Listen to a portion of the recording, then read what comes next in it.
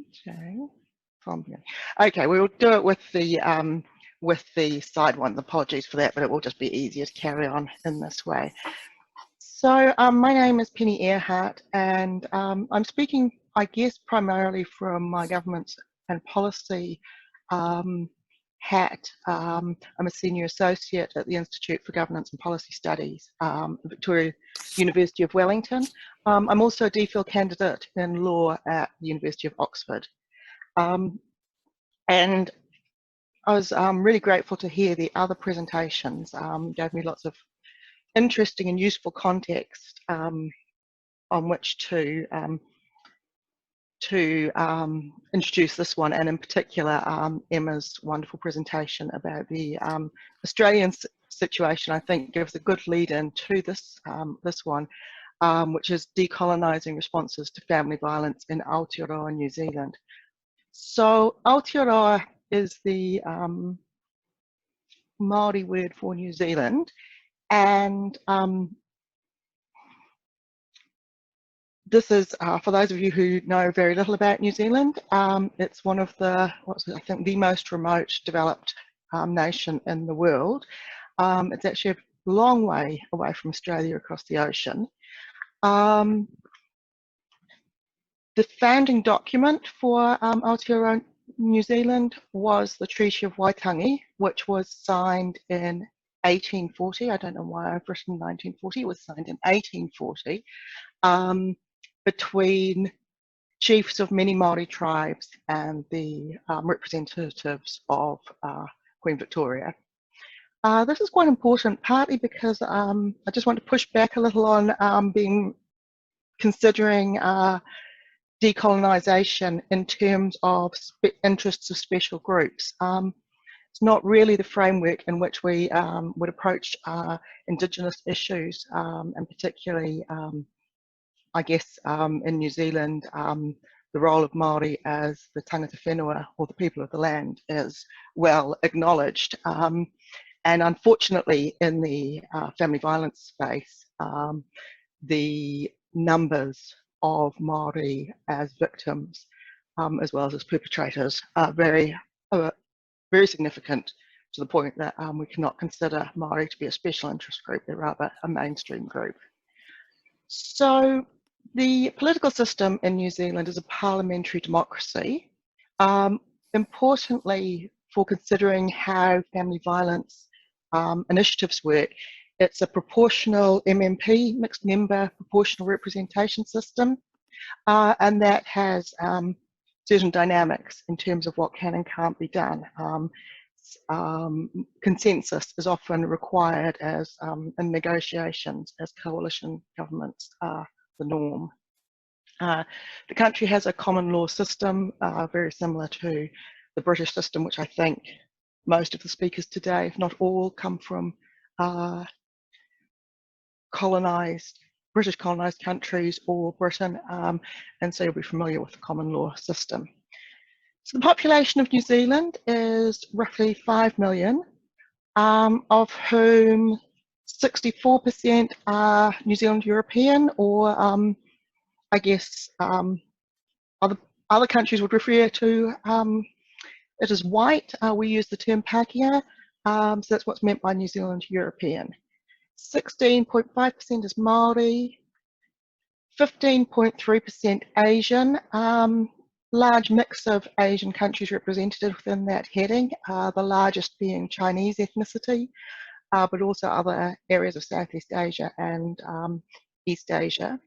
And 9% are Pacific peoples from various Pacific Island nations. If we want to know a little bit more, it's also important we have a high degree of ethnic intermixing. 13% identify with more than one ethnic identity. So in New Zealand, you don't have to only choose one ethnicity to identify with. Take the approach that those that you have ancestry to, if you choose to identify with that ethnicity, you may. So in the census, 13% identified with more than one ethnicity, and there's some fluidity over time in how people identify. Another thing is we're a nation of immigrants. So the first people to come to New Zealand arrived probably less than 1,000 years ago, which is very, very new in world terms, obviously. In the modern day, 27.4% of the population were in fact born overseas. So that's more than a quarter of the people in New Zealand were not born in the country, which is rather high. We're a highly urbanised country, as in there's a lot of empty space. Some of it is difficult to inhabit due to mountains and other geographic features. And then there are major cities and towns that our population is in. And economically, we sit bang in the middle of the OECD rankings by GDP. So we sit between Italy and South Korea, which probably gives some idea of where we are economically. The GDP is less than half of the richest OECD country and about 2/3 of the USA's GDP.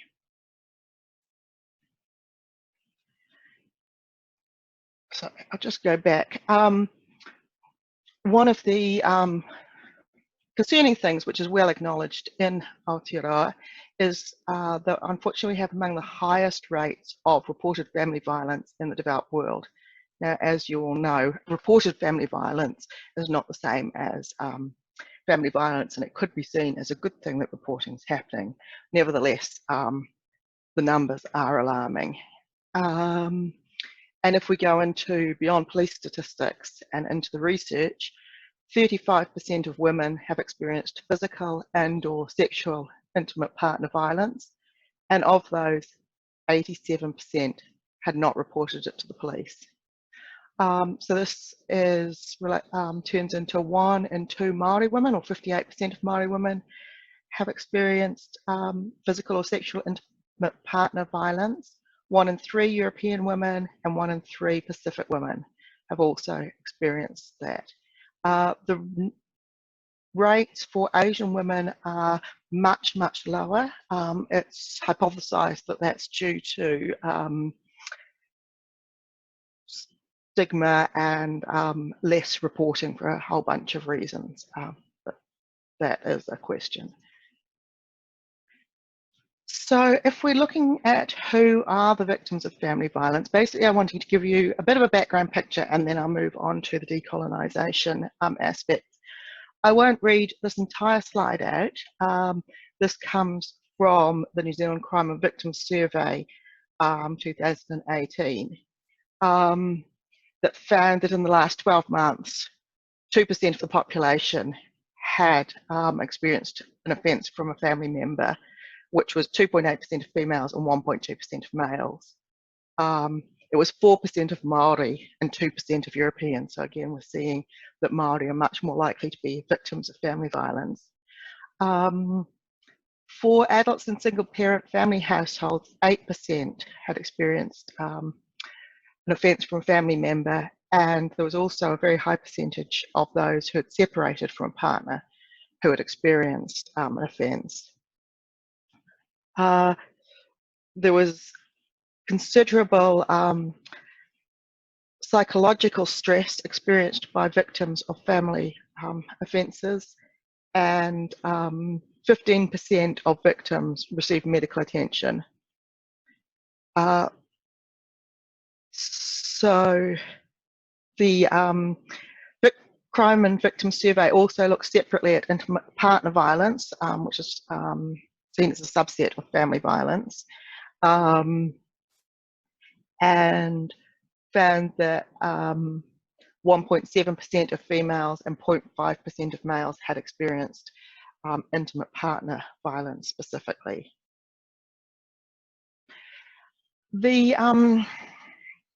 There's been societal concern about family violence expressed over a number of years, and recently this has led to a more concerted effort from the current government, who is a centre-left coalition, including the appointment of a Parliamentary Under-Secretary of Justice for Domestic Violence and Sexual Violence. whose name is Jan Logie. So she has actually a background working in the family violence sector, and many would see that working on this issue is one of her main motivations for entering into politics. So that's been a large reason why the focus there's been a specific focus.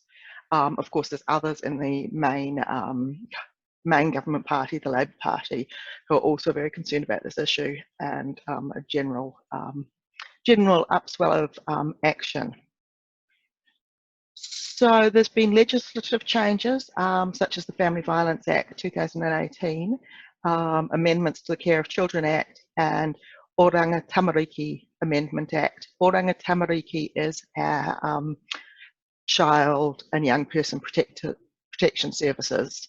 And there have been some integrated safety response pilots set up, which have been well evaluated. In addition, at a government level, a joint venture has been established with 10 government agencies responsible under the Family Violence Act. They're designated as having responsibilities in family violence, and they've all come together as the joint venture. This is a concerted effort to have a more holistic approach to responding to family violence and get beyond the siloing that plagues the sector. So I guess it's clear that there's widespread recognition that a purely criminal justice system response is failing. In fact, there's major concerns about the criminal justice system in New Zealand, in terms particularly of the incarceration rate, which is very high by OECD standards, the recidivism rates, and the hugely disproportionate representation of Maori in the criminal justice system. So part of getting beyond that is to bring the various agencies together and try and make them work together on these matters. Importantly, by having this joint venture, they also managed to achieve the first joint venture budget package. So without money, as we all know, there's extreme limits to what governments can do, and a siloed approach makes resourcing more difficult. So the joint venture budget packet last year was a significant investment in family violence and sexual violence prevention and resources. The joint venture is also responsible for designing a national strategy and action plan, and we're waiting with interest to see how that comes out. Nevertheless, there's a lot that can still be done, and just 2 weeks ago, I believe, New Zealand's Family Violence Death Review Committee released its sixth report. This report looks at men who use violence. So it's looking at 97 men, focusing on missed opportunities. And it found that men had sought support to address health and social issues that were evident in their trajectory towards violence, but often these were met with inappropriate responses or no response.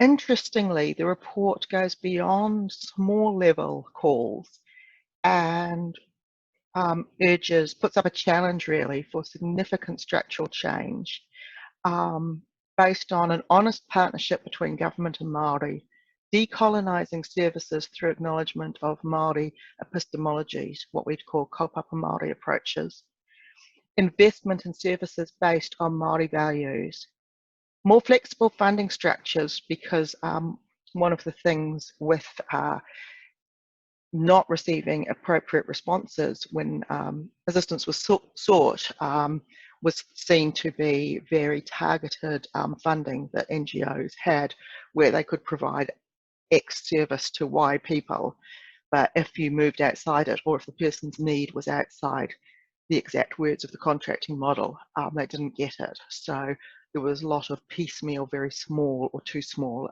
responses.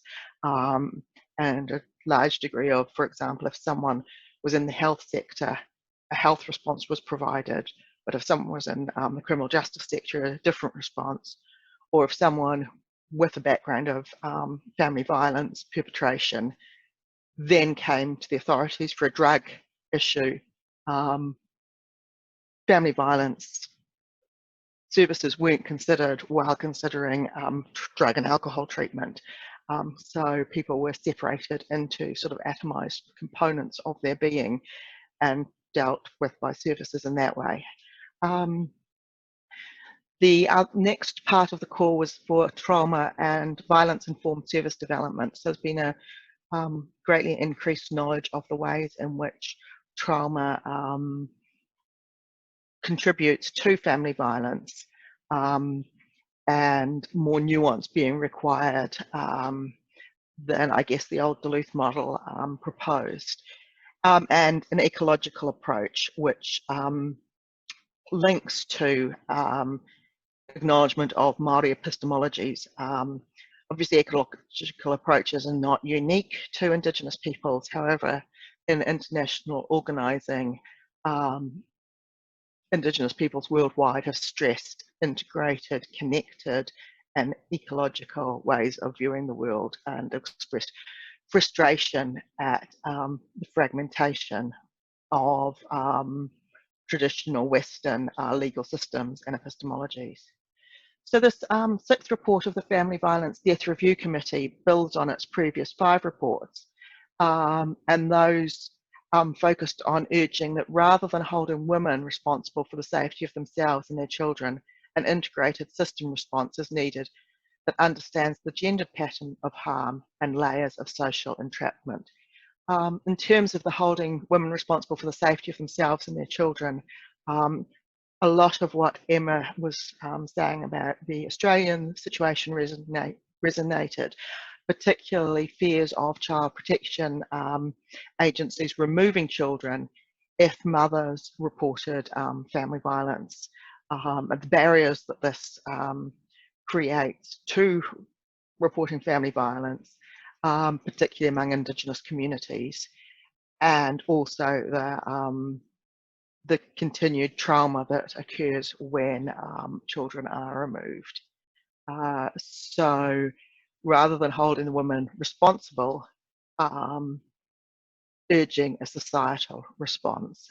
And in looking at men who use violence in this report, the Family Violence Death Review Committee stresses that it's not about less resources for women and children, and it's not about excuses. However, it is about fixing the issues and locating the solutions in the most appropriate places. So personally, I think it's quite radical for a government-appointed committee to use terms such as decolonisation, criticise the Eurocentrism of the system, and also talk about the patriarchy. Nevertheless, it's not out of the blue. There's been a long push for Maori perspectives in New Zealand power structures, social services, and justice areas. Most recently, the Family Violence Act has included a subsection in its principles that says, in guiding the achievement of the purpose of the Act, responses to family violence should be culturally appropriate, and in particular, responses involving Māori should reflect tikanga Māori, Māori customary values and practices. Possibly even more remarkably, the Oranga Tamariki Amendment Act, which governs, as I said, the Child and Youth Protection, Care and Protection Services, contains a clause putting duties on the Chief Executive in relation to the Treaty of Waitangi. So the Treaty of Waitangi, as I mentioned, is our nation's founding document, signed in 1840. And it is increasingly seen as guiding the nation's development in the current day. There's many debates about how that occurs, right down to which version of the treaty, because it's written in the Maori language and in English. The vast majority of people signed the Maori version, and the negotiations took place in Maori. And what exactly the constitutional significance of the treaty has been a matter for debate. Unsurprisingly, governments have been cautious about legislative recognition of the treaty. So we often see provisions which recognise the treaty, but in a very generic way. For example, in exercising decisions under this Act, regard must be had to the principles of the Treaty of Waitangi. Might be a common framing, which has a lot of ambiguity about it, quite deliberately. So to have a section in a Social Services Act which sets out specific duties in detail in relation to the treaty is quite remarkable. And for example, one of the more interesting things is it requires the Chief Executive to report publicly at least once a year on measures under this section, including the impact of those measures in improving outcomes for Maori children and young persons who come to the attention of the department, and steps to be taken in the immediate future. It also has a provision that states one or more Maori tribes or organisations may invite the Chief Executive to enter into a strategic partnership, and the Chief Executive must consider and respond to any invitation. So that's actually major change in giving some teeth to government legislation beyond mere words of values. Similarly, the integrated safety response pilots, which have been running for 3 years, have had a focus on measurable Maori outcomes. Again, it's been long the practice that there's been stated desires to have Maori perspectives in responses to family violence, as well as in many other areas. Making it measurable, giving it teeth has been another issue.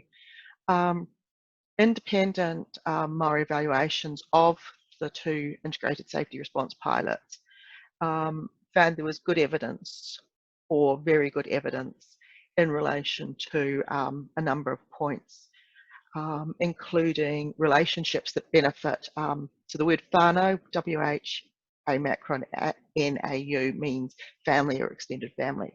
So good evidence of effective relationships that benefit whānau.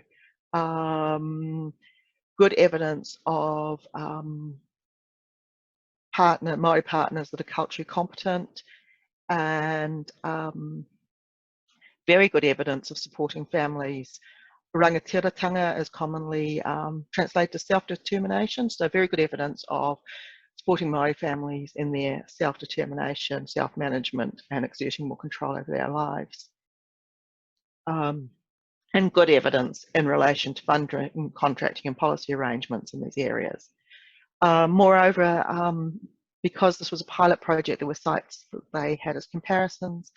The evaluation identified an 18% reduction in Maori victims in ISR sites compared to that achieved by the matched control group elsewhere in New Zealand.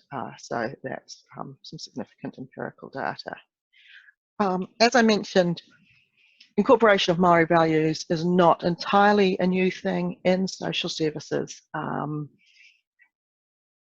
A research project that I led looking at a regional family violence intervention provider called Dove Hawke's Bay back in 2014 found that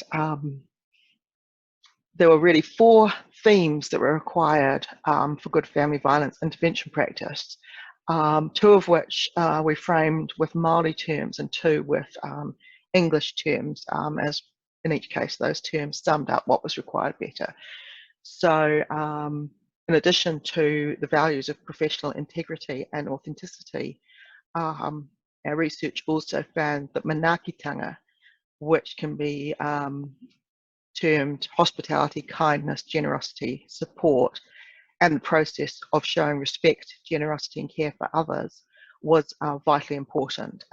And the service, to the extent that it offered bicultural and services and was grounded in some Maori values, was able to demonstrate manaakitanga.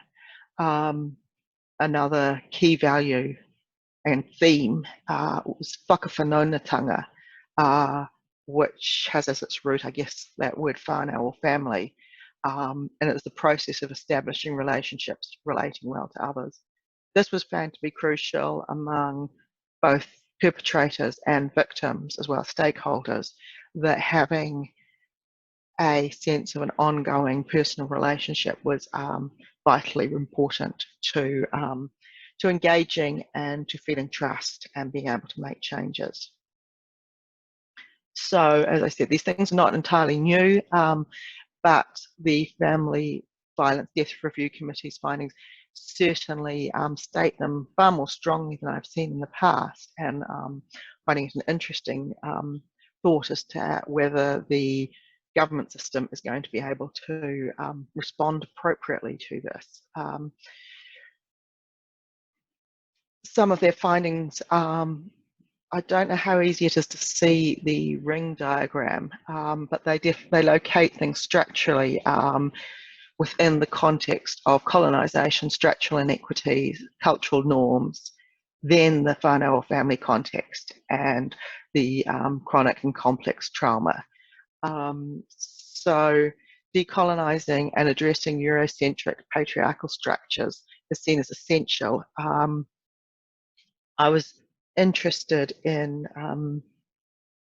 the ideas that they expressed about gender roles. I often people of colour and Indigenous peoples are considered by others and sometimes by themselves to have strong gender roles.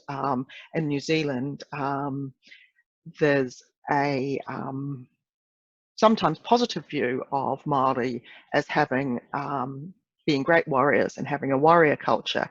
However, these stereotypes, in addition to the general New Zealand stereotype of a hard man who is tough, doesn't ask for help, never cries, are identified by the committee as increasing barriers to accessing help. And also Maori scholars such as Ani Mikari, looking back into history, have tracked a lineage whereby such stereotypes and strong gender roles with males at the top can be seen to come from the English legal system, which was brought to New Zealand and, of course, gave the male head of the household rights as the head and considered others to be under him. And they're not actually indigenous to Aotearoa. In related work on child violence and homicides, for which New Zealand also has a regretfully high rate, Maori scholars have now gone back and looked at early explorers' reports of Maori society, emphasising that those reports show very gentle child rearing practices shared by males and females, and a complete absence of physical punishment of children. These are some of the reasons why it's now considered that intergenerational trauma and acts taken sometimes in resistance, sometimes in reaction to colonisation have been more important in establishing these myths of male Maori roles and how one should behave.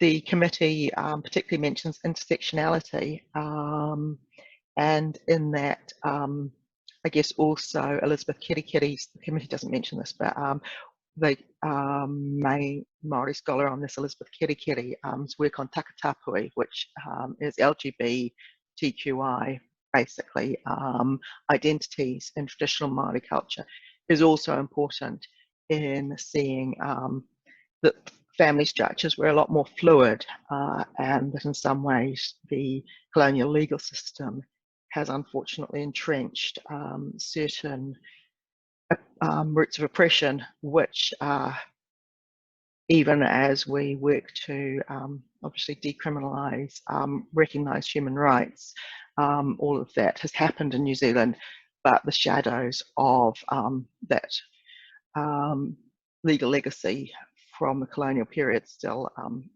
hang over people's psyches. The committee also looks at failings and opportunities for the whole of the system. As I said, it's taking an ecological approach.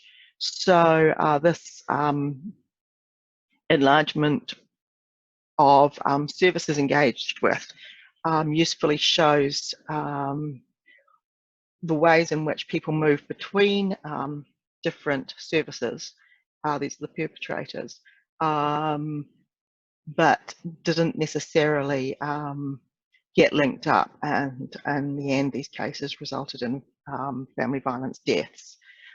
So there's been a lot of contact with justice, with mental health and addiction services, the family court, police, children and young person services, etc., without necessarily leading to a joined up outcome or a sustained interventions that helped perpetrators change their path. The committee uses the image of a braided river, which is a little hard to see here, but it's an interesting way of understanding the impact of colonisation.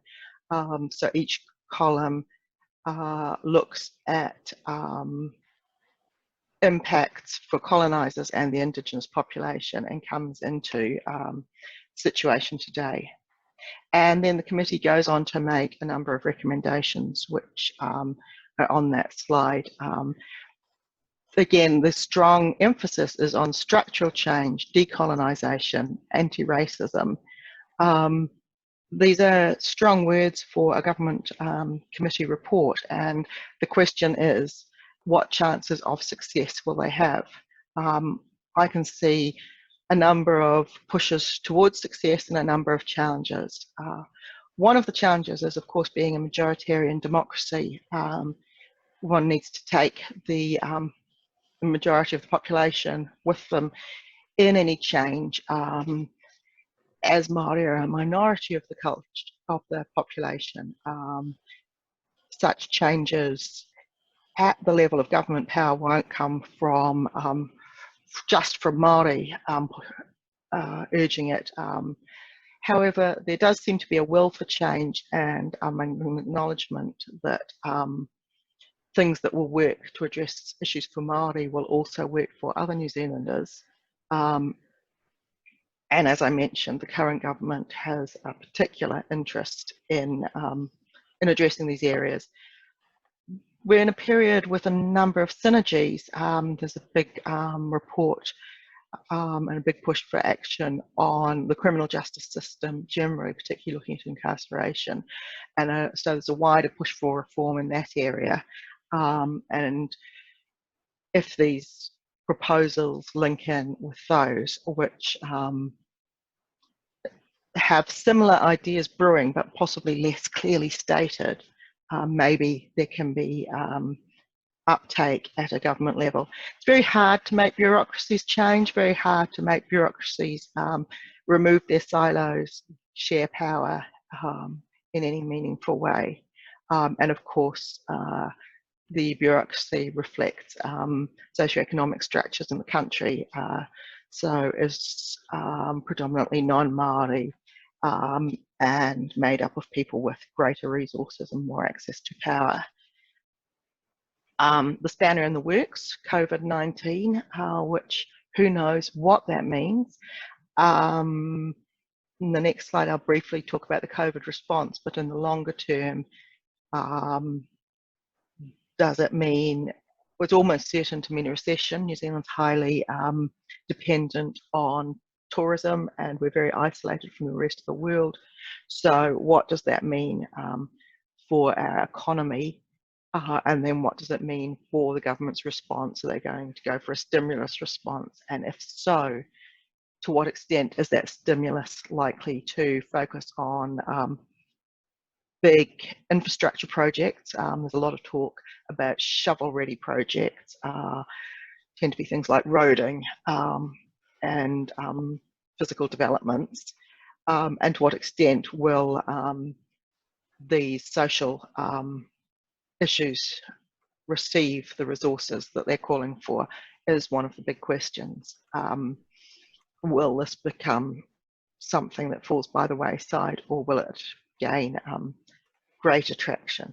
There is actually an election coming up in New Zealand at the end of this year, and that's likely to have a big impact, not so much on whether family violence is seen as an issue that needs addressing, that's agreed across the political spectrum, but more how that response occurs and whether a individualistic or family unit family unit responsibility approach is taken, or whether a more structural approach is taken, and how tightly targeted versus how holistic any responses are depends a lot on the political climate. So that is a brief run through the decolonisation proposals for family violence intervention in New Zealand, and the opportunities they present as well as the reasons for them. Turning quickly to the COVID response, the members of the joint venture, officials in the joint venture, have confirmed that New Zealand hasn't seen any spike in family violence or sexual violence reports, but it's too soon to tell the true impact. New Zealand is still in fairly strict lockdown, and we don't yet know if the people have been unable to seek help. However, NGOs who make up most of the family violence intervention services have been swift to change their delivery methods and implement safe practice. The government's made investments in this area, and the joint venture of the 10 government agencies has been meeting regularly to coordinate responses and gaps, including relationships with NGOs, training civil offence staff who are doing welfare checks, supporting those businesses that are open, such as supermarkets and pharmacies, to be safe spaces for victims to be able to get help. So obviously, if you're the one going out to do the family shop, that may be an opportunity for help seeking. So training up those businesses to provide support, and using communication strategies to advise people that they are allowed to leave their bubble if unsafe. The bubble is the term for the household with whom you're living, and possibly a few extras. And generally the advice in relation to COVID has been that one must stay in one's bubble. But the comms advice that is being put out and is reaching some people is that if it's unsafe to stay in your bubble, you can leave. The New Zealand government, I guess, is also interested in hearing about international experience and learning from others in the area. So that's a very quick, well, quick in some ways, but thank you for listening for a long time to me talking about it, discussion of the situation with family violence responses in Aotearoa, New Zealand, and the proposals for decolonisation and the reasons for it. And yes, I'd be very interested in any questions or discussions on the matter. Thank you so much, Penny.